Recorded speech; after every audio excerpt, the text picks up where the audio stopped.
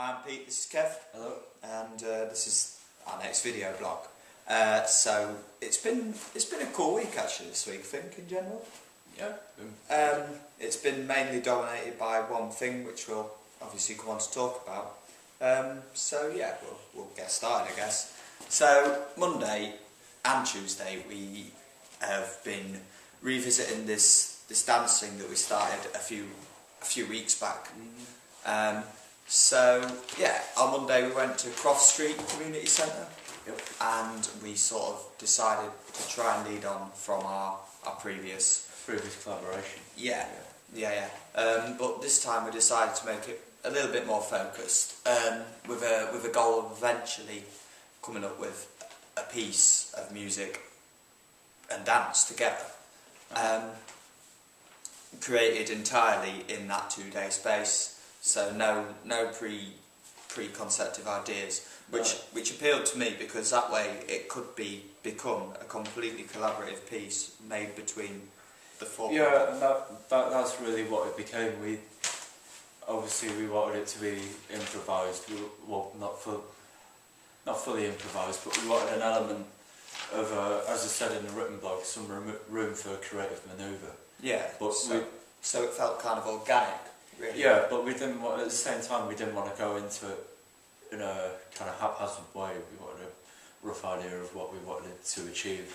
And if you watched the last video blog, you know we worked with Gary Hammond last week, and that really helped us as musicians. That informed a lot of what we did, and we thought, well, if we did 5 movements last week, we might as well do 5 movements this time. And the dancers progressed with that, so yeah. where we changed sections, they changed the mood of the thing. They basically came up with like a story to our music in a way. Yeah, I mean the first thing we did, we played, was it the first movement, wasn't it, of our piece that we did with Gary? Yeah, that was our starting point, I think. And then somehow the theme of animals in the African Sahara came up, and we had this whole concept where you had 2 animals meeting, and then there's a conflict, and then there was the death. And then Fiona died and giggled a lot. Yeah. And then there was the realisation of what the killer had done, and then the resurrection. It's a story that crops up a lot in traditional folk, where Liam was influenced on, obviously. Yeah, a lot of tradition. I mean, even back to the gamelan, which we've been doing, the whole thing of conflict. It was just completely another experiment, but it went really well, obviously. So Monday at Cross Street was very much developmental. Yeah. That's the word. And Tuesday at Wellingham was basically putting the final touches to it, really polishing things. Well, really, on the Monday we got the first kind of 2 sections done. Yeah, two. Got about 2 more sections sort of in the offing, wasn't it, by Monday? Yeah, but it got to a point where I think I think this is important when you're doing creative stuff, is we ended up getting burnt out when we were trying to push it, and sometimes you just gotta know when to give up for the day, go home, clear your head, yeah. Go back the next day and just feel it again. And that's what happened. I mean, Tuesday was great, so we sort of worked on the 3rd section that we did yesterday, but hadn't quite got it there. So we went back to it and got it good and finished the last 2 sections, and I think hopefully, well, you'll be able to see it at some point if you go onto the Firebird Facebook page. There should be a video up there very soon of what we did. So it came out about 6.5 minutes, did it, in the end? It was, but we went from the whole drawing on the principles from last week. We went from a full-on section to something that was very free time, very ambient, soundscapey, and then kind of slowly brought it up again.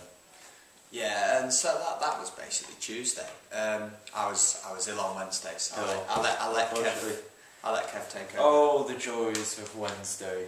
Yeah. No, it was actually pretty interesting. Gary set us the task of researching the national curriculum for I think what was it, years 3 to 5. Yeah. And Key Stage 2.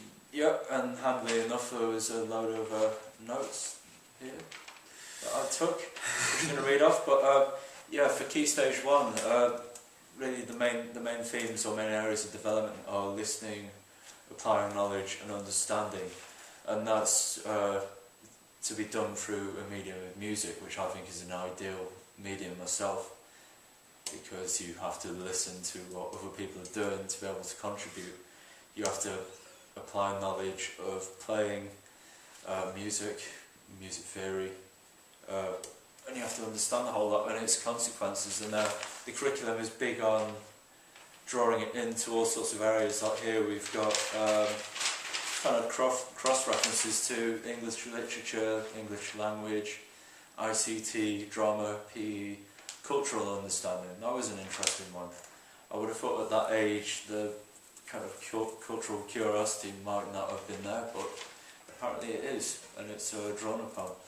Key Stage 2 is really kind of taking it on to a new level once you got comfortable with playing instruments, and with the listening skills you apply it to an audience.